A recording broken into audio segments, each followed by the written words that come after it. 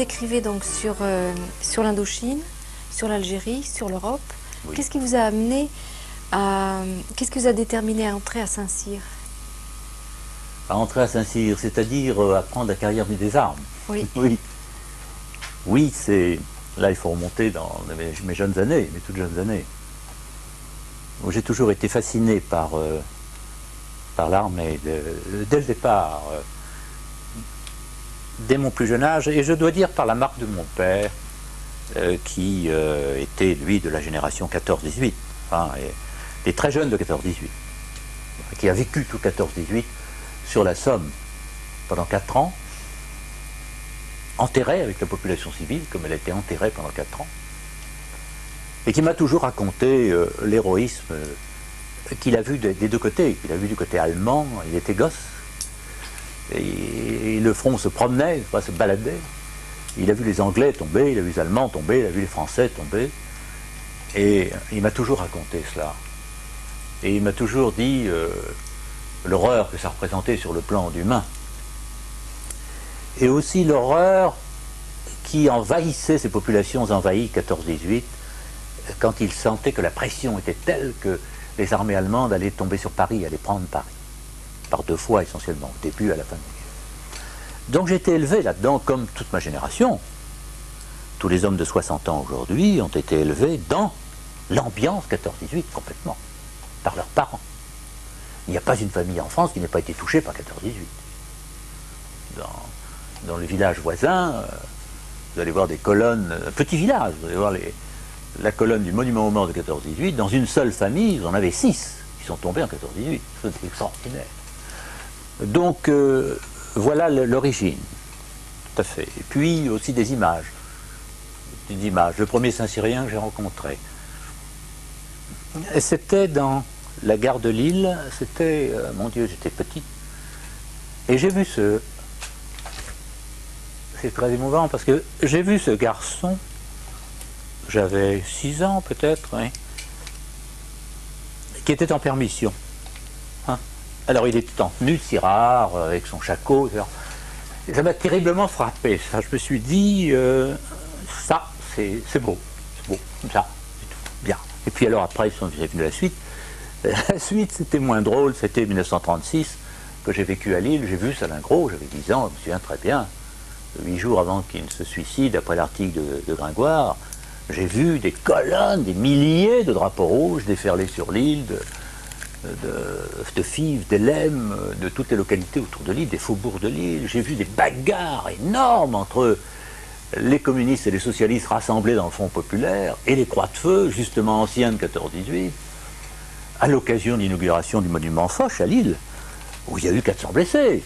J'ai vécu tout ça. Et ça me frappait terriblement. J'étais enfant, j'avais 10 ans.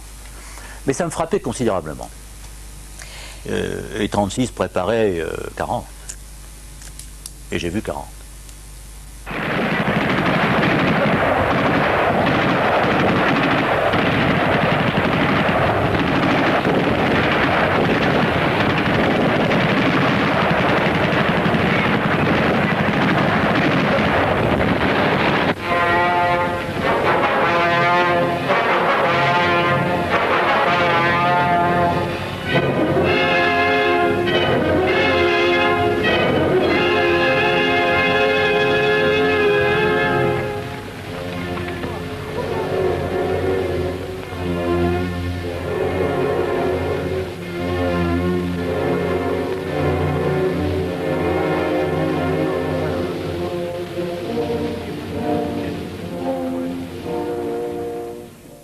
Ah, ça c'était le choc de ma vocation.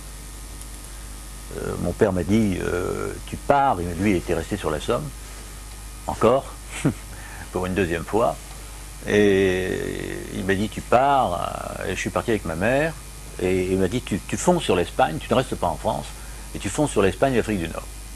Tout de suite, en 40. Et donc, nous sommes partis sous les bombardements, bien sûr, allemands, par Caen, par Poitiers, par Libourne, et c'est à Libourne où nous nous préparions à rejoindre la frontière espagnole que dans une gare où nous étions survolés par 20 ou 25 Junkers bombardiers allemands, il y avait 40 000 personnes dans la gare. Et si ces bombardiers avaient déclenché le feu, le bombardement, c'était horrible. Hein. C'est là que j'ai entendu le maréchal Pétain. Et que ce discours m'a terriblement frappé. J'étais assis sur une marche. J'écoutais les avions, je voyais les avions. Et je voyais la masse des gens qui étaient en dessous. J'avais vu aussi passer des milliers d'hommes de troupes, d'officiers. Je venais de voir passer un général belge dans une Citroën noire, les canards flottants, comme on les appelait à l'époque, qui fonçait sur l'Espagne, tout ça fichait le camp, descendait sur Bordeaux. Tous les députés, tous les sénateurs étaient à Bordeaux. La France était désemparée, n'avait plus d'armée. Nous allions avoir 3 millions de prisonniers, et ceci en un mois. Pour moi, gosse, c'était impensable. C'était inexplicable, inexplicable. Et j'ai entendu cette voix chevrotante, pleurante, très, très touchante. Je fais à la France le don de ma personne. La voix d'un père qui parlait à un peuple. Et ce peuple était à genoux, 2 fois. Il était à genoux devant l'armée allemande qui était écrasante et triomphante. Et il était à genoux devant celui que précisément les députés, les sénateurs, le gouvernement français à Bordeaux avaient désigné, choisi, pour pouvoir s'adresser à l'armée victorieuse, puisque c'était le dernier maréchal de France survivant, de 14-18. Voilà. Et on a donc tous écouté cet homme en larmes. Et nous étions tous en larmes, car il était obligé d'abandonner la lutte et de signer l'armistice. Français, j'ai demandé à nos adversaires de mettre fin aux hostilités. Le gouvernement a désigné hier les plénipotentiaires chargés de recueillir leurs conditions. J'ai pris cette décision dure au cœur d'un soldat, parce que la situation militaire l'imposait. J'étais avec vous dans les jours glorieux, chef du gouvernement. Je suis et resterai avec vous dans les jours sombres. Soyez à mes côtés. Le combat reste le même. Il s'agit de la France, de son sol, de ses fils. Signant l'armistice, il sauvait les 40 000 personnes qui étaient dans la gare et des centaines de milliers d'autres qui étaient dans toutes les gares. Et il sauvait l'Afrique du Nord et la France libre, c'est-à-dire tout ce qui était au sud de la Loire. Mais quand le lendemain j'ai vu arriver les Panzers et cette armée magnifique, comme toutes les armées victorieuses, comme j'allais voir 5 ans après l'armée américaine monter. Une armée victorieuse est toujours magnifique. Une armée vaincue est toujours terriblement triste, bien sûr, mais aussi déprimante à voir, catastrophique et lamentable et en guenille, toujours. J'ai donc vu arriver cette armée allemande et je me suis juré d'être officier. Ce jour-là, car je me suis dit, il est impossible qu'un pays puisse être écrasé de la sorte, un pays aussi puissant que la France, qui était encore en 1900 le premier pays du monde, comme sont aujourd'hui les États-Unis. Nous étions en 1900 le premier pays du monde. Et nous étions encore en 1940 le second, entre le second et le troisième.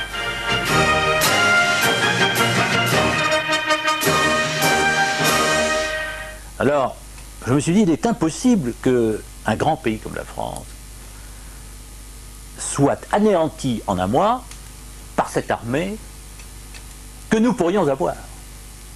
Et dans ma tête d'enfant, je me suis dit, mais si nous ne nous étions pas battus, et c'est à ce moment-là que les images de 36 me sont apparues, s'il n'y avait pas eu 36, s'il n'y avait pas eu l'Espagne que nous avons soutenue, l'Espagne rouge et communiste que le Front populaire a soutenue, car c'est là qu'a commencé la guerre. La guerre n'a pas commencé en 40, elle a commencé en 36 en Espagne.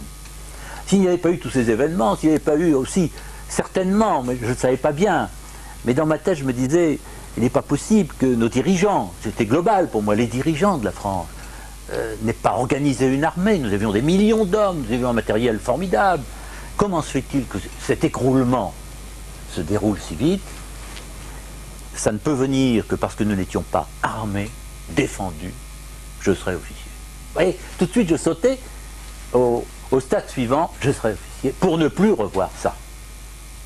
Et je ferai tout pour ne plus revoir ça. Voilà comment est venue ma vocation d'officier, tout simplement, renforcée bien sûr par le fait après que l'occupation nous a montré aussi beaucoup de choses, que j'étais blessé à 15 ans par les forteresses volantes au cours d'un bombardement à Arras, que 8 jours après j'ai vu mon père arrêté par la Gestapo, emmené par la Gestapo à Lille, à la prison de Loos et Lille, et que dans cette ambiance de guerre, et que nous vivions tous les jours sur les cartes, on suivait tout ça, on suivait le front russe, on suivait tout. Bon. Et on vivait dedans, et on prenait les bombes, et on se précipitait dans les caves, et on sauvait les gens.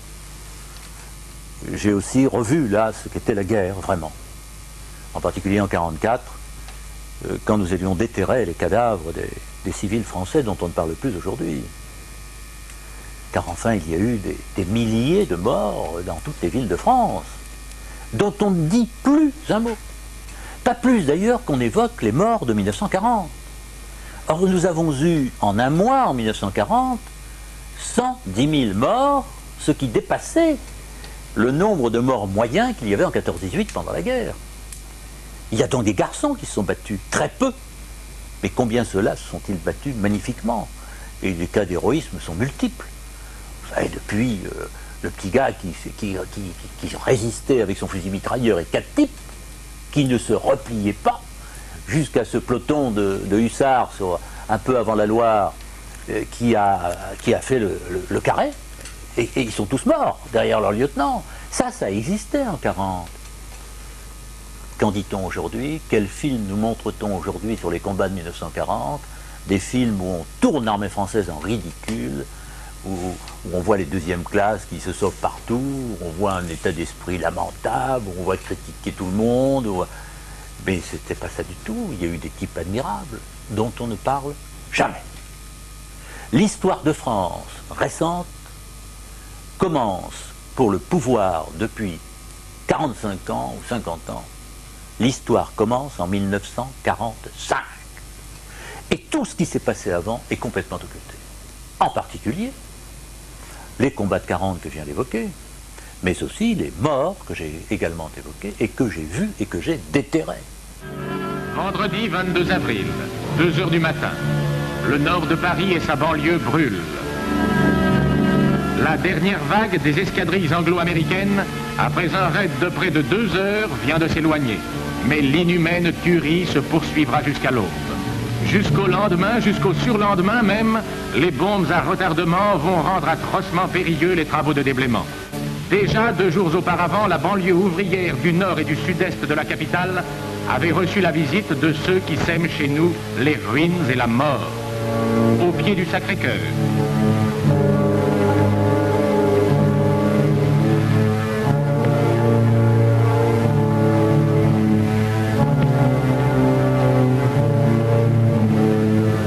Les bombes n'ont pas épargné la maison des petites sœurs des pauvres, de celles qui, durant toute la nuit, se penchèrent au-dessus de tant de misère et de tant de souffrance.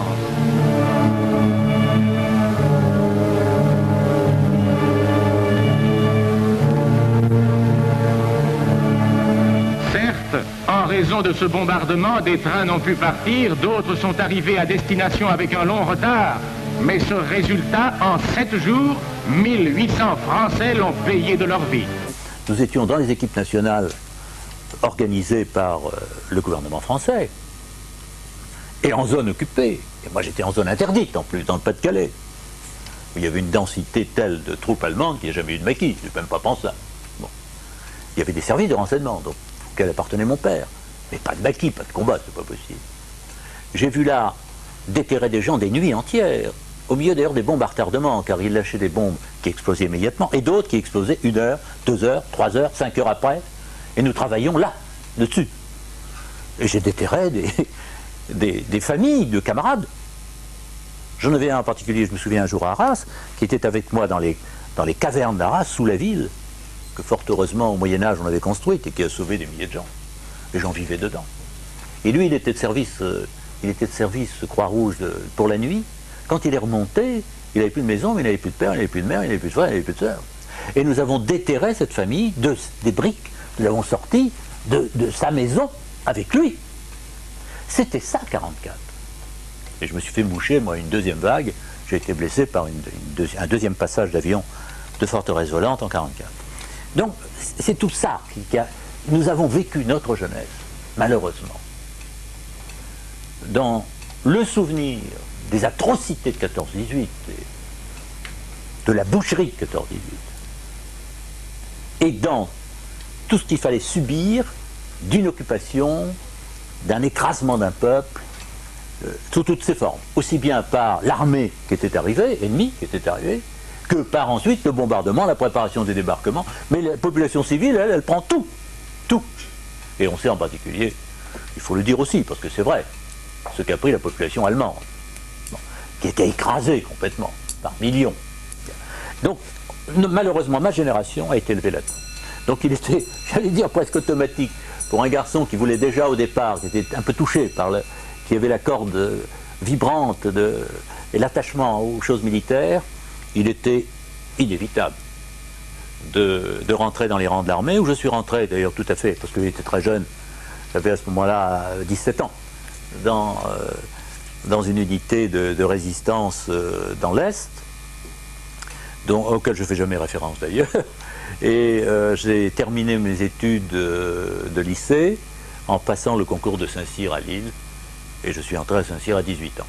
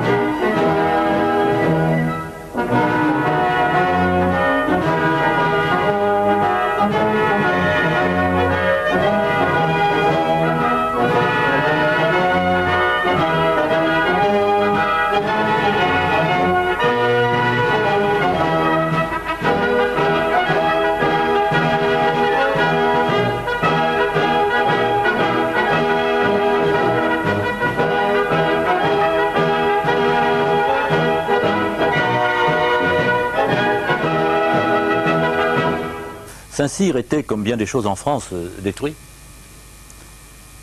Et cette 4e République qu'on critique tant, mais qui s'est tellement montrée beaucoup plus brillante que la 5e, et qui a fait beaucoup plus pour la France que la 5e République. La 4e République a eu à reconstruire dès 1945 tout ce qui était par terre, mais alors par terre c'était un paquet. Les usines étaient par terre, les voies ferrées étaient par terre, il n'y avait plus rien. Saint-Cyr était par terre. Le bombardement de Saint-Cyr a été demandé par le parti communiste FTP de Saint-Cyr-l'École aux Anglais. Ils ont prétendu qu'il y avait dans l'école un état-major allemand important, etc. Il n'y avait rien du tout. Et ils ont donc fait bombarder l'école, tout simplement pour la détruire. Et donc en 1945, nous nous sommes trouvés, après notre concours, dans la nature, et on s'est dit, mais où va-t-on mettre l'école? Où allez-vous suivre vos études? Il n'y a plus rien. Il y a des camps en France, des camps militaires, des baraquements. Bien, bien.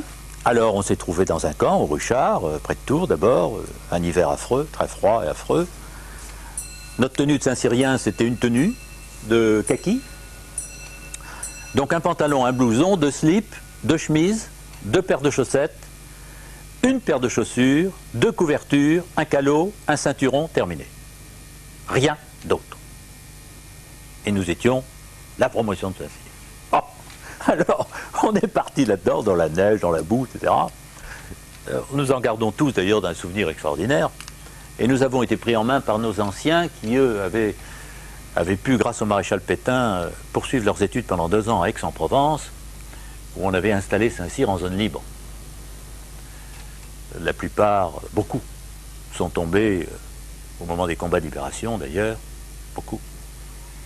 Et ce sont de ces anciens-là, parmi eux d'ailleurs, je me vois encore voir rentrer cadavérique de Noix de Saint-Marc, qui était là avec nous. Et ce sont ces anciens qui nous ont bahutés, qui nous ont formés dans la boue et dans la neige, et qui ont fait de nous une bonne promotion de Saint-Cyr. Et il fallait une bonne promotion de Saint-Cyr parce qu'il fallait reconstruire l'école. Or, le gouvernement de l'époque, parmi lequel se trouvaient quelques 4 ou 5 communistes, il y avait Duclos qui était vice-président du Conseil, il y avait M. Tillon, dont on parle beaucoup depuis quelques jours, qui vient de décéder. Il était ministre de l'Armement, après avoir saboté l'armement de l'armée française en 1940, à l'heure où l'armée allemande était l'allié de l'armée soviétique. Tous ces bons hommes refusaient la construction de Saint-Cyr, ne voulaient plus de Saint-Cyr. Saint-Cyr, c'était l'école facho, c'était l'école bourgeoise, c'était les officiers de salon, voilà, c'est ça. Oui. Et c'était tout un symbole, et puis c'était Saint-Cyr. Alors, ça a été dur, ça, parce que celui qui a sauvé l'école, c'était non pas maréchal encore, mais général de Lattre à l'époque, qui était inspecteur général de l'armée, avec lequel nous avons travaillé directement pour sauver l'école. Je n'entrerai pas dans le détail, ce serait trop long. Il y faudrait une bande complète. Mais enfin, en gros, il fallait d'abord convaincre le général, qui très gentiment nous a convoqués dans son bureau en 1946, le major et moi, parce que j'étais élu per système, c'est-à-dire président de la promotion, et nous étions une promotion merveilleuse de 50% de Saint-Cyriens et 50% de corps de troupes. Une des catastrophes de la préparation, dans la préparation de l'armée française pour 1940, était le fait qu'il y avait 2 corps d'officiers. Il y avait 2 corps d'officiers formés dans des écoles différentes. Il y avait les brillants, c'était les Saint-Cyriens, puis il y avait les pauvres types, c'était les mecs santés. Les pauvres types, c'était des gars tout simplement qui beaucoup d'entre eux n'avaient pas été reçus au concours de Saint-Cyr, où venaient des sous-officiers, et étaient remarquables dans leur comportement dans l'armée, et étaient poussés donc par leur colonel vers une école d'officiers. Mais ils étaient marqués par la différence très nette entre les Saint-Cyriens et eux. Je vous donne 2 exemples. Bon, le général de Lattre était Saint-Cyrien, et le général Koenig était mec santé. Le général de Lattre, en 1942, avait déjà 2 étoiles, et le général Koenig était capitaine. Et s'il n'y avait pas eu Bir Hakeim, il partait comme capitaine en retraite. C'était ça les 2 catégories d'officiers. J'ai connu les 2. Je vais vous en parler. C'est très bien les 2. Et ça n'est pas l'explication. C'est une des explications des dissensions internes et du manque de cohésion de l'armée française en 1940. Nous sommes en train de revenir vers la même solution d'ailleurs aujourd'hui. Mais nous en reparlerons tout à l'heure. Or, de Lattre avait très bien compris, de Lattre, c'est l'homme de l'osmose. C'est l'homme des mélanges. C'est l'homme de la cohésion. Il avait réussi à mélanger les FTP, les FFI, l'armée marocaine, l'armée algérienne et l'armée tunisienne. Et à faire une seule armée de tout ça. Il fallait le faire. Il a réussi à former une seule école d'officiers, avec les Saint-Cyriens et les gens qui venaient des corps de troupes. Nous étions 50% concours Saint-Cyr, les gamins qui avions fait à peine de résistance, presque on était tout jeunes, on avait 18 ans. Et nous avions passé le concours normal de Saint-Cyr. Et puis les types qui venaient d'Italie, de la campagne de France, de la campagne d'Allemagne, etc. Le porte-drapeau de ma promotion, des Touillons, était médaillé militaire avec 4 citations en entrant à l'école. Ouais. Et ce contact, ce mélange a été formidable. Formidable.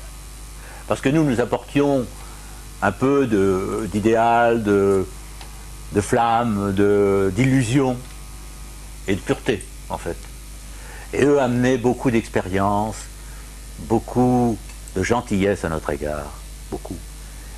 Et beaucoup de connaissances, et de connaissances de la troupe, et de connaissances du feu. Et comme nous étions complètement mélangés dans les sections et nous logions ensemble, nous mangions ensemble, nous suivions la même instruction, ça a formé une promotion exceptionnelle. Alors, nous avons fait beaucoup de choses. Nous avons d'abord persuadé aussi le général de Latte, qui, je vous l'ai dit, nous avait convoqué dans son bureau en nous disant non pas voilà ce que nous allons faire, mais qui nous avait dit alors, que faisons-nous? Et la méthode de commandement de cet homme exceptionnel, il y en a un comme ça tous les 60 ou 70 ans. Et il nous dit qu'est-ce qu'on fait? On fait Versailles, on refait Saint-Cyr, on reste à Côte-Quidan, qu'est-ce qu'on fait? Côte-Quidan, on était dans des baraques en bois, pratiquement. Et on faisait notre parquet avec des culs de bouteilles. On n'avait rien. Et on lui a dit très respectueusement, en général, il nous semble que, comme dans un an, nous serons en Indochine à peu près tous, il faudrait mieux rester dans la nature, nous former dans la nature et rester à Côte-Quidan. Et puis Versailles, ça ne nous attire pas tellement pour une formation d'officier. Nous pensions surtout au terrain de manœuvre, qui sont nuls à Versailles. Bien, donc on a fait Côte-Quidan. C'est parti comme ça. Il fallait rétablir tout. Il fallait tout aller chercher à Saint-Cyr. Nous avons tout été chercher à Saint-Cyr. Nous avons tout monté à Côte-Quidan. Nous avons refait un musée. Nous avons fait une école de nos mains. C'est-à-dire qu'au cours des points d'effort, de ce que Delattre appelait les points d'effort, la nuit, avec les brouettes, les pelles, les pioches, on construisait l'école. On faisait des stades complets la nuit. Et puis le matin, on faisait la gymnastique dans les stades. C'est comme ça, Delattre, ça a été ça. La renaissance de l'armée française en 1945, ça a été ça. Car cette armée française avait été détruite au moment de l'épuration. Lorsque les mesures d'épuration venant essentiellement des communistes et des gaullistes de gauche, qui étaient les mêmes, lorsque les mesures sont tombées, 43 000 officiers français ont été éjectés de l'armée française. Il n'y avait plus d'armée. 43 000. Je ne parle pas des fusillés, car des milliers ont été fusillés en 1945, sans tribunal, sans jugement, fusillés. Étaient dans le camp du maréchal. Terminé. Alors dans ce cas-là, il fallait aussi fusiller mon père. Car mon père, qui avait été arrêté par la Gestapo pour des questions de réseau de renseignement chemin de fer, était maréchaliste. Et respectait le maréchal. Et le disait. Donc il fallait fusiller mon père. Il y a eu, en 1945, une liquidation des valeurs, une suppression des racines profondes de ce pays, dont l'histoire dira, très bientôt maintenant, je crois, qu'elle a été funeste pour toutes les années à venir, et qui se font sentir aujourd'hui. De même que la perte des jeunes pilotes anglais au moment du Blitz, au moment de la guerre aérienne sur la Manche et la mer du Nord, au moment de la bataille d'Angleterre. Tous ces pilotes étaient des cadres, et de futurs grands cadres anglais. Leur perte s'est fait sentir pendant des années. C'est ça le drame d'une guerre aussi, c'est que les meilleurs tombent. Et en 1945, on a totalement liquidé l'armée française. Tout ceci est parfaitement occulté aujourd'hui. Le chiffre de 43 000 vous souffle, n'est-ce pas? Ben, vous le trouverez dans les officiels, vous le trouverez dans le CUID, vous le trouverez dans tous les documents officiels. Tout ça est parfaitement caché, bien sûr. Alors nous étions là-dedans dans une situation difficile, parce qu'il fallait refaire l'école, il n'y avait plus rien, on n'avait presque pas d'armement, on n'était pas habillés, on était en loc, il n'y avait rien. Et donc il fallait rétablir tout ça, il fallait rétablir le casoir. On ne voulait plus de casoir. J'ai eu des camarades de promotion mis aux arrêts parce qu'ils avaient un casoir dans leur armoire. Pas parce qu'ils le portaient, qu'ils l'avaient dans l'armoire. C'était interdit. Vous voyez la sorte de guerre qu'il a fallu mener pour rétablir Saint-Cyr, le Saint-Cyr que vous voyez aujourd'hui. Et bien nous sommes arrivés tout simplement parce que la promotion était très soudée. Et on a rétabli le casoir à Paris, sans prévenir le commandement, ni le général commandant l'école, ni personne. Nous avons tous acheté notre casoir, nous l'avons piqué dans notre képi à hauteur de l'Arc de Triomphe, en déboulant de l'avenue de la Grande Armée, pour nous engager sur les Champs-Élysées. Et là, nous avons piqué le képi avec le casoir, et nous avons défilé avec le casoir. J'ai vu le général Delatte d'ailleurs qui reculait de 4 mètres, s'il n'était pas prévenu. Et en plus, comme pour vous donner l'ambiance de cette période d'une renaissance d'une armée. comme nous n'arrivions pas à marcher au pas, parce qu'on avait devant, il y avait la garde républicaine, et derrière, il y avait la musique de l'air. C'était incapable. Eh bien, cette armée chantait toute la journée. Et puis on a entonné la Madelon à 4 voix. Et on a donc défilé, alors qu'on n'avait pas vu le casoir depuis 7 ans dans Paris, avec le caso, en chantant la Madelon à 4 voix. C'était ça une promotion à l'époque. Ouais. Pour la première fois de son septennat, M. Vincent Auriol préside la fête nationale et Paris retrouve le cérémonial classique de ses 14 juillet d'avant-guerre. Cérémonial classique, certes, et pourtant, quels exemples et quels sacrifices nouveaux ne sont pas venus enrichir l'horizon de ces garçons auxquels la France confie la garde de son destin. Aux délégués de la conférence des 16, la France a présenté l'élite de sa jeunesse, l'avenir de son esprit et de son rayonnement.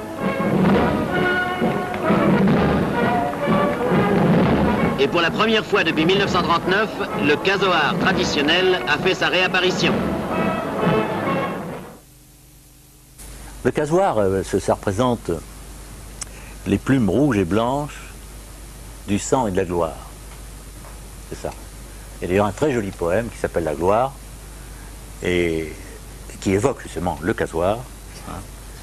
Et ce casoar qui a été créé pas tout de suite au moment de la création de l'école, qui a environ 120 ans maintenant d'existence, a été l'évocation des hommes tombés, des officiers, des grands anciens tombés au combat à l'époque, que ce soit à la Moscova ou ailleurs, et resté l'emblème de l'école. Et cet emblème, on n'en voulait plus parce que c'était Saint-Cyr. Voulant voir si l'école était bien digne d'elle, la gloire un jour du ciel descendit à Saint-Cyr. On l'y connaissait bien. Ce fut avec plaisir que tous les Saint-Cyriens reçurent l'immortelle. Elle les trouva forts, ils la trouvèrent belle. Après 3 jours de fête, avant de repartir, la gloire, voulant à tous laisser un souvenir, fixa sur leur shako des plumes de son aile.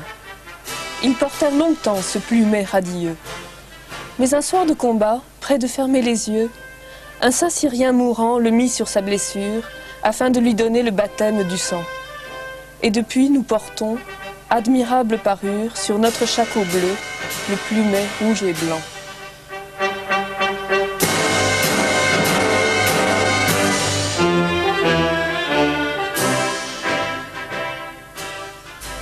Si mes renseignements sont bons, et je crois qu'ils le sont, on est en train, actuellement, on essaie de changer le nom de l'école spéciale militaire de Saint-Cyr. Je l'ai appris il y a 15 jours. Et tout ça, c'est que... Pourquoi? C'est que les gens qui étaient là en 1945 sont toujours au pouvoir. Ce sont les mêmes. Les mêmes. Et cet esprit, ce front que nous avions devant nous, ce mur que nous avions devant nous, essentiellement communiste à l'époque, c'était l'époque où les communistes faisaient 32% aux élections. Hein. Bon. Et c'était la veille des grèves générales de 1947 où ils allaient prendre le pouvoir en France.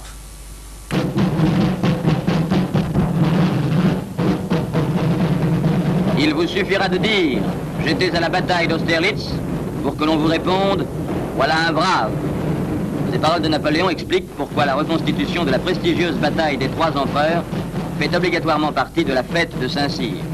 Cette fête, c'est le triomphe et le baptême de la promotion Saint-Cyr, aujourd'hui transféré à Coët-Quitan. On est vraiment Saint-Cyrien qu'après avoir reçu de la main des anciens le célèbre casoar. Debout, les officiers. Et ce casoar, c'est un peu du panache de l'armée française. En 1947, nous avons été à un cheveu de voir les communistes prendre le pouvoir par les armes en France. Ni plus, ça. Ni plus. À peine étions-nous sortis de Saint-Cyr que nous étions lancés sur les grèves générales. J'ai eu un tué, moi, dans mon peloton, avant même de faire Saumur. On m'a lancé dans un régiment de cavalerie parce que j'avais pris la cavalerie, mais je n'ai jamais fait Saumur. Je suis donc monté sur un char, j'ai regardé l'avant, j'ai regardé l'arrière, et je suis parti dans la gare de Marseille. On a eu un tué, il y a un type qui a tiré, on ne sait pas. Il y a un civil qui a tiré, il y avait 150 000 personnes. Donc il s'est barré, on ne l'a pas vu. Hein. Mais mes camarades de promotion qui étaient chasseurs alpins ont été affectés dans les mines du Pas-de-Calais et ont donné l'assaut à la baïonnette dans les mines du Pas-de-Calais en 1947. Le Premier ministre à l'époque était un certain Jules Mock, socialiste, qui a arrêté tous les communistes. Arrêté. Mais qu'est-ce qui se disait justement à cette époque à Saint-Cyr? Entre vous, qu'est-ce que vous disiez? Comment est-ce que vous analysiez? Parce que avec le recul, c'est quand même autre chose que sur le moment. Sur le moment, nous avions parfaitement conscience que nous étions à 2 doigts de devenir une république populaire. À 2 doigts. Que nous étions dans les mains des FTP et des communistes, que le général de Gaulle était dans une situation très branlante et très instable, compte tenu de ce que la France était restée, quoi qu'on en dise aujourd'hui, très attachée au maréchal Pétain, que le général de Gaulle avait incarcéré à l'Île-Dieu, où il allait mourir, comme le plus âgé de tous les prisonniers du monde. Et que dans une ambiance comme celle-là, nous avions, nous, l'impression qu'on nous menait peu à peu vers une république socialiste alliée aux soviétiques. Nous n'étions pas loin de la vérité, puisque dès cette époque, nous étions effectivement très près de Staline. En tout cas, les rapports entre Charles de Gaulle et Joseph Staline étaient intimes et quasi permanents. On le sait aujourd'hui, c'est parfaitement officiel. Et nous le sentions. Et nous sentions aussi se déclencher une nouvelle guerre. Nous sentions bien que la guerre, la grande guerre mondiale était arrêtée, mais qu'une autre, immédiatement, se déclenchait ou s'enclenchait, puisqu'on se battait en Indochine et qu'on partait tout de suite en Indochine, en sortant d'école. C'est ce que vous avez fait. C'est ce que nous avons tous fait. Et nous savions que nous y partions avec un gouvernement pratiquement marxiste à 85% en France, puisque nous y partions en cachette de nuit, embarquant sur nos bateaux, sur le Pasteur par exemple, que j'ai pris, non pas dans le port de Marseille, mais dans le port industriel de Marseille, couvert d'inscriptions paix en Indochine, vive Ho Chi Minh, parti communiste au pouvoir. Ça, c'était partout en France, partout dans les ports et partout des manifestations contre nous. C'est ça l'ambiance. Et là-dedans, il a fallu reconstituer l'école de Saint-Cyr. Ce que nous avons fait. Ce que nous avons fait avec beaucoup de difficultés, mais nous l'avons fait. Et c'était très important. Alors on essayait de nous saboter de toutes les façons et de nous décourager, même à la sortie de l'école. À la sortie de l'école, on nous dit, vous ne sortirez pas officier. Ah bon? Ah ouais, vous ne sortirez pas officier? Non, vous sortirez aspirant. Ah très bien, mais c'est contre nos statuts. Ah c'est peut-être contre vos statuts, mais vous sortirez aspirant. Réaction de la promotion, on démissionne. Et comme toute démission collective est interdite, eh bien mes camarades de promotion ont démissionné. On a organisé ça individuellement. Et j'ai été voir le ministre, M. Tedgen, avec 720 démissions sur son bureau, que j'ai posées sur son bureau. C'était ça une promotion à l'époque. Parce qu'il fallait se battre. Il fallait se battre pas pour nous, mais la situation qui serait prise à notre égard serait répercutée sur toutes les promotions ensuite. Donc si ça foirait pour notre promotion, qui s'appelait Nouveau Bahut, la première de la nouvelle école, toutes les promotions suivantes subiraient les conséquences. Alors ça a été encore un drame. Le général de Lattre a été alerté, etc. Et après bien des discussions, tout s'est bien arrangé. J'ai organisé un gala à Paris, au Palais Chaillot, avec toute la promotion, et à la fin de ce gala, nous avons tous interprété la galette et le Pékin de Bahut. Le général de Lattre a sorti une petite paire de ciseaux, M. Tedgen une autre, et on nous a sabordé nos sabords au major et à moi, et nous étions sous-lieutenants, donc nous sortions officiers. Mais il fallait terriblement combattre pour arriver à ces résultats. Et on était en position instable en permanence. Donc, il fallait vraiment lutter et avoir une cohésion extraordinaire dans la promotion pour que ça puisse marcher. Eh bien, ça a marché. Je dis ça parce que c'est une preuve quand même que dans les pires difficultés, il y a toujours des solutions d'abord, et qu'on peut s'en sortir. On peut toujours s'en sortir. Mais nous avons vécu cette période 46-47 dans les conditions les plus lamentables. et moralement les plus difficiles. Vous avez raison de me poser ces questions. Pour nous, c'était terrible, puisque c'était tout à fait le début de notre carrière, et nous le faisions dans une opposition complète avec le gouvernement. Mais vous saviez que c'était important. Ah, on savait que c'était vital. C'était vital pour nous parce que, à partir du moment où nous avions choisi cette carrière, c'était par vocation. On n'entre pas dans le métier des armes comme on entre au PTT ou comme on entre à la SNCF. Ce qui avait désolé mon père d'ailleurs, qui voulait faire de moi un ingénieur en chef de la SNCF, Polytechnique, etc., qui m'a fait faire un an de taupe. Et puis c'était important pour la France, c'était important pour l'Empire. Nous étions bien loin de savoir et d'imaginer que tous ces sacrifices, tous ces efforts et que cet empire serait abandonné quelques années plus tard. Cet empire, d'ailleurs, vous y tenez. Vos anciens l'ont réuni pièce à pièce. Vous vous refusez à le voir disparaître. Il faudra le reconquérir en entier et ensuite le faire plus proche, plus utile.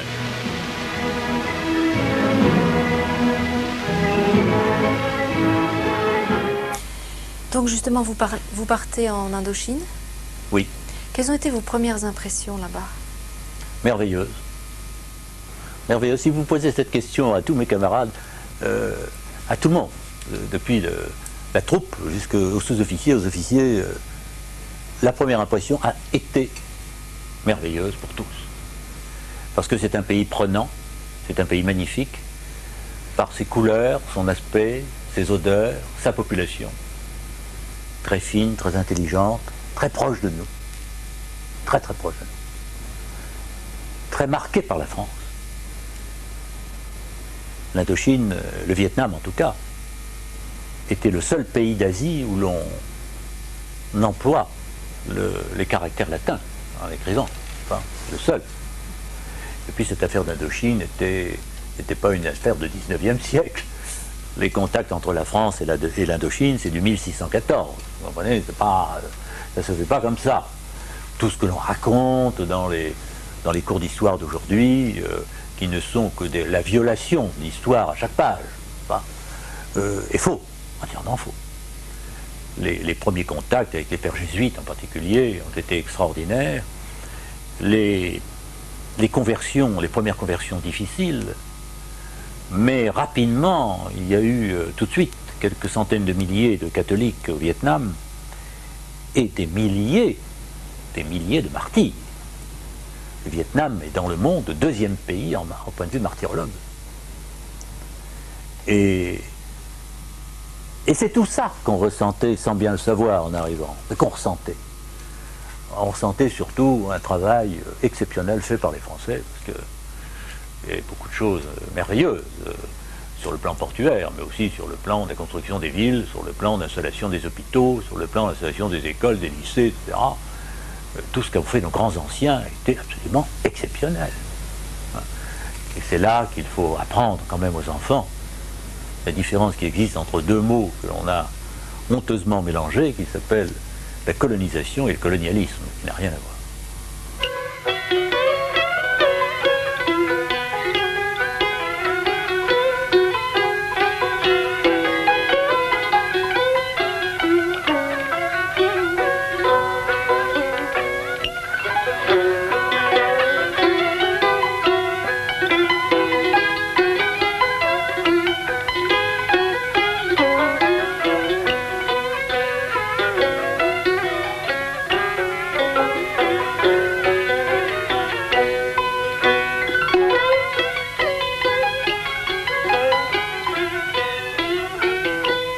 On parle souvent de la guerre d'Indochine en disant que c'était une guerre subversive. Vous êtes d'accord avec cela? C'est que c'était la toute première. Je suis tout à fait d'accord pour dire que c'était une guerre subversive, plus que subversive. La subversion n'est qu'une partie. C'est une guerre révolutionnaire, au sens. Mais ce n'est pas la première. Pas du tout la première. Alors ça, on l'a souvent dit, vous avez raison. On a dit, ah, c'était la première guerre révolutionnaire. Pas du tout. La guerre révolutionnaire date de l'Antiquité. La guerre révolutionnaire, c'est le cheval de Troie. C'est du Guesclin. Ce sont les maquis espagnols qui ont limé l'armée napoléonienne. C'est la Vendée. Ça, la guerre révolutionnaire.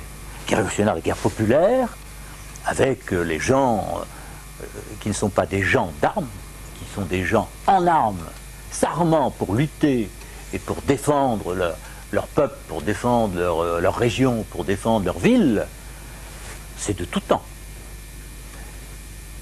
L'armée française l'avait oublié, cette forme de guerre. Et en particulier, l'école de guerre française l'avait complètement oublié.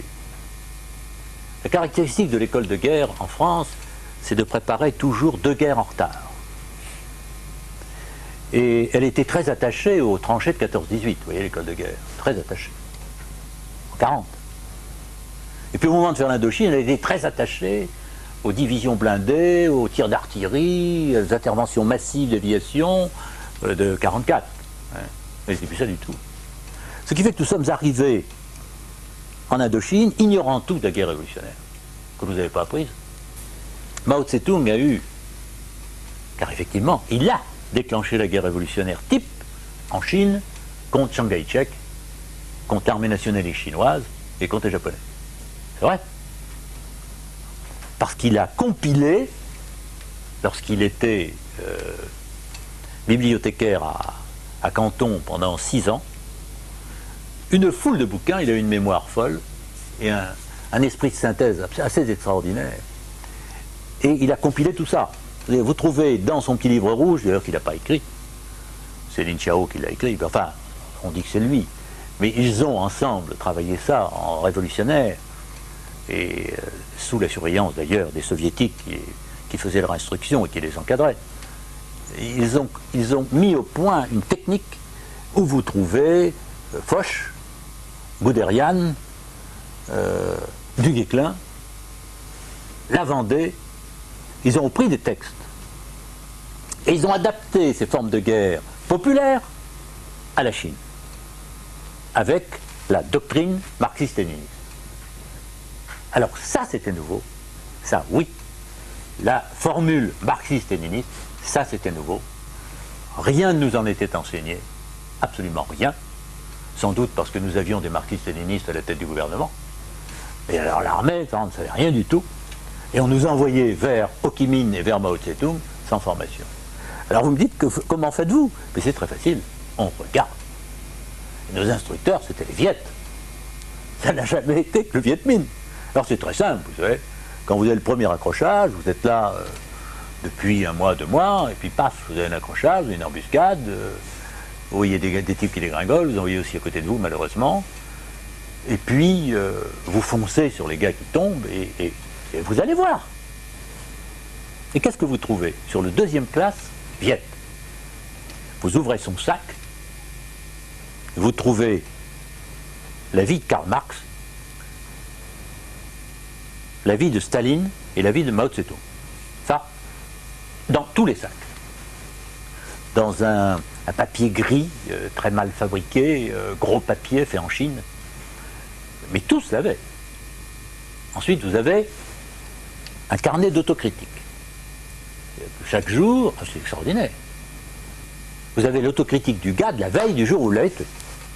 Il dit, nous avons monté notre embuscade à tel endroit, mais j'étais mal placé, j'avais pas un bon champ de tir, et dans la marge, la correction du lieutenant, qui met oui, mais, incomplet, et là vous vous dites, mais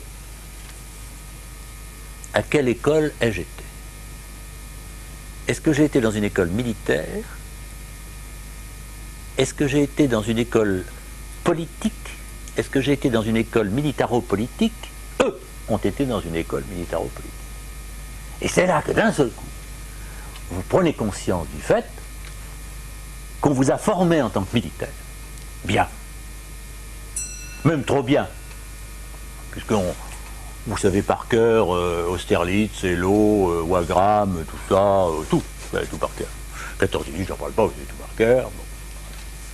Ça vous sert absolument à rien. Pratiquement à rien. Mais que vous ne savez rien sur ce à quoi vous avez affaire.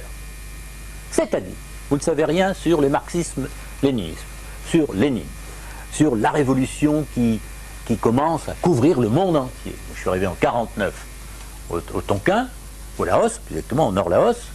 Mao était maître de la Chine le 3 octobre 49. Bien. Donc on avait ça devant nous. Ils étaient à ce moment-là seulement 850 millions. Alors, il y a un trou avec maintenant. Ils sont 1,2 milliard. Il naît en Chine une Belgique tous les ans. Bien. Et alors, on sentait bien qu'on était ignorant devant l'ennemi qui était devant nous, qu'il employait des méthodes que nous ne savions pas et que nous n'avions qu'une solution, c'est à étudier et analyser comment il se battait et comment il travaillait. Oh mais ça va très vite. Ça va très vite. D'abord, je vous dis, l'analyse du sac, vous avez compris tout de suite. Ah, il y avait aussi toujours un cours de topographie, écrit en caractère latin, toujours, et exactement nos cours de petite topographie de base. Mais ils le faisaient tous, ça. Et puis, il y avait quelquefois d'autres renseignements plus intéressants. J'ai eu la chance de coincer un adjudant-chef au début de mon séjour qui avait le plan d'invasion du Laos. En fait, ce n'était pas un adjudant-chef. J'ai su après que c'était un commandant. Mais il avait le plan d'invasion du Laos pour les 3 ans qui venaient. Et quand j'ai eu la chance aussi de prendre la nièce de Bao Dai, Keudon, qui était commissaire politique, commandant commissaire politique, qui s'occupait des femmes du Nord Laos,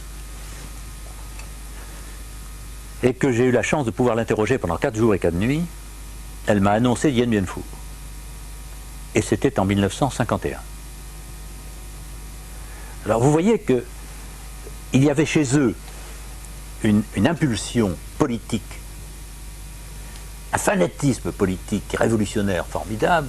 Il y avait la volonté de conquérir le peuple, non pas seulement par la troupe, mais par le commissaire politique, par l'action politique sur la population, que nous avons appris et que nous avons pris à notre compte pour faire la contre-révolution en faisant les mêmes opérations en sens inverse.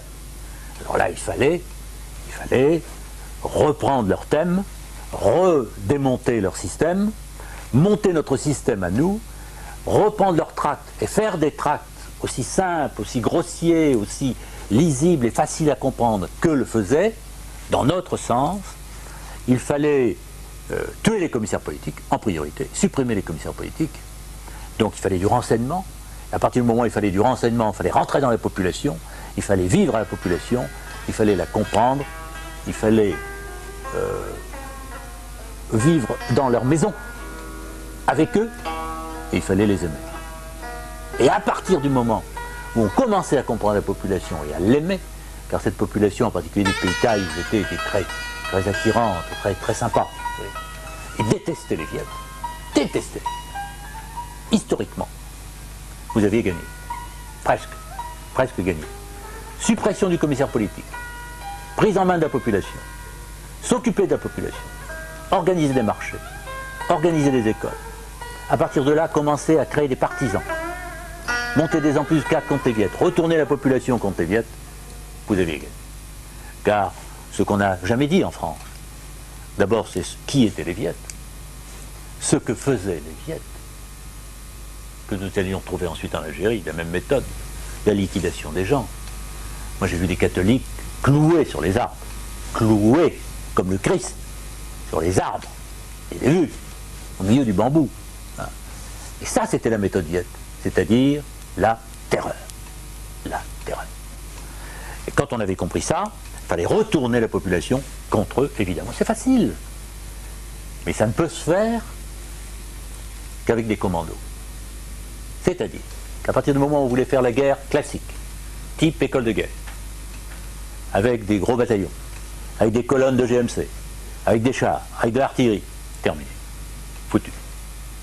C'était nécessaire dans certains cas, près de la frontière de Chine, en bordure du Tonkin, où ils ont fini par accumuler des divisions, les Viettes, avec de gros effectifs. C'est-à-dire qu'ils se sont laissés un peu piéger aussi. Et là, on aurait pu les avoir. Parce que là, ils groupaient du monde. Comme ils ont groupé du monde autour de Dien Bien Phu, comme ils avaient groupé du monde autour des cuvettes où on les avait attirés auparavant. Là, on les coinçait. Mais la guerre, la vraie guerre profonde dans la population, groupe de 15, groupe de 20, pas plus. Mais avec des méthodes très spéciales, la nuit, complètement camouflée, souvent avec des équipements viettes, parlant la langue du pays, ça c'est tout c'est tout un apprentissage à faire. Mais qui se fait on est au point vraiment en 6 mois.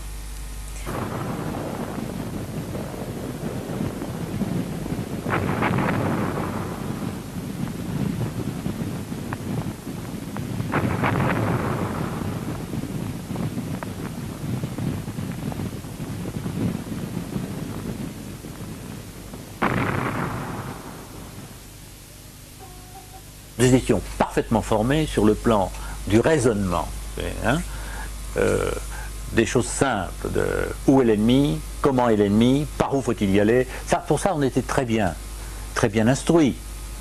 Mais le terrain était tellement différent, vous comprenez. La population était tellement différente. L'approche des problèmes était tellement différente que c'était un monde. C'était l'Asie. Nous avions devant nous à la fois l'Asie et le communisme. Ça faisait beaucoup. Car le communisme en Asie n'est pas le communisme en Europe. Hein. Il est beaucoup plus nuancé, il est beaucoup plus fluctuant, il est beaucoup plus vicieux, il est beaucoup plus rampant. Et nous, on n'était pas asiatiques. Donc on était plongés vraiment dans des problèmes compliqués, mais devant lesquels nous allions naturellement répondre grâce, comme vous l'avez très bien dit, à l'assurance que nous avions d'abord de notre formation militaire de base, bien, du tir, de tout ça, bien, et l'assurance d'une sorte de raisonnement que nous avait enseigné, d'ailleurs pas seulement à Saint-Cyr, mais dans tout l'enseignement français, dans les écoles, hein, le raisonnement classique de traitement d'un problème. Mais pourquoi est-ce qu'à votre avis, le communisme engendre des guerres comme ça, entre guillemets? Parce qu'il est comme ça par nature. Alors, quelle est sa nature, justement, et pourquoi est-ce que ça devient aussi subversif et aussi tragique, la façon dont... Parce que le communisme, c'est la mort. Enfin, la démonstration est faite maintenant. Quand nous le disions il y a 40 ans, on était pris pour des fous. On était pris pour des fous. Ils disaient, vous êtes complètement cinglés. Vous êtes cinglés. Le communisme, c'est l'avenir. Regardez l'URSS. Sensationnel. Regardez le bond en avant qu'ils ont fait. Regardez comme ils sont heureux. Et regardez comme ils portent bonheur partout dans le monde. C'est ça le baratin. Partout dans le monde, ils portent bonheur. Ils ont libéré le Vietnam. Vous ne vous rendez pas compte, c'est sensationnel. Vous voyez, c'était ça. Il a fallu attendre. La structure même du communisme engendre ça. Parce que c'est par principe. C'est monolithique, le communisme. C'est le parti. C'est pas les partis. C'est le parti. Et tout ce qui est contre le parti n'est pas écarté, n'est pas puni, n'est pas sanctionné, est éliminé. Éliminé. Éliminé. Et vous avez 20 millions de cadavres dans les goulags. 20 millions éliminés. Et tout ce qui n'est pas communiste est éliminé. Lorsque les Viet arrivent... partout, lorsque les Viet arrivent, lorsque Ho Chi Minh arrive pour lancer son opération. Et c'est un très bon ami laotien qui me le racontait, dont je vous parlais tout à l'heure, qui me le racontait encore il y a un mois. Même pas. Quand il est parti pour lancer son opération, c'était la libération et tout ça. Et ce Laotien y était à cette réunion. Des Laotiens, des Cambodgiens et des Vietnamiens. À la frontière de Chine. On avait choisi des cadres. Il était très jeune, mais il l'avait repéré. Et les Laotiens sont sauvés immédiatement. Ils ont compris le piège, tout de suite. Et ça n'a pas raté. Ho Chi Minh a soulevé des cadres, a soulevé des populations contre la France. Et dans un deuxième temps, tout ce qui n'était pas communiste. C'est-à-dire tous les braves types qui étaient venus pour libérer le Vietnam, mais qui n'étaient pas communistes, ont été liquidés. Tito a soulevé la Yougoslavie contre les Italiens, puis contre les Allemands. Et quand il a eu rassemblé toutes ces troupes, qui n'étaient pas toutes communistes, et par raison tout le monde soit communiste, il a supprimé tout ce qui n'était pas communiste. Il les a tous tués. Vous comprenez? C'est la doctrine même, ça. Vous trouvez ça en Chine à très grande échelle. C'est-à-dire, vous savez que le Parti communiste est quand même payé 80 millions de Chinois, assassinés. 80 millions. Qui le dit? Personne. Personne. Absolument personne. Mais 80, c'est le petit chiffre, hein. Il y a eu plus que ça. Moi, je prends toujours des minimum. 80 millions, dans les camps. On tue. Et c'est ça le marxisme-léninisme. Ça a toujours été ça. Ça a toujours été ça. Et la méthode, on nous a dit, c'est affreux, les harkis ont été liquidés, etc. C'est normal. On tue tout ce qui résiste. Et le FLN, comme les autres, tue. Donc, c'est la doctrine de base. Donc l'échec, à la fin, in fine, c'est l'échec. Mais ça tient tant que ça tient. Et tant que ça tient, ça fait mal. C'est évident. Enfin, c'est tombé, mais il y a encore quand même des points très forts, je crois. Ah, plus fort que jamais. Mais je parlais là de Moscou. Enfin, bien que ça ne soit pas tombé complètement à Moscou, loin de là. Mais enfin, je disais ça pour répondre à votre question. La formule est simple, parce que quand on l'a vécu, ouais, c'est une formule qui est une réalité tellement forte qu'elle vient tout de suite à la bouche. Le marxisme-léninisme, c'est la mort. Sauf si vous êtes marxiste-léniniste. Voilà.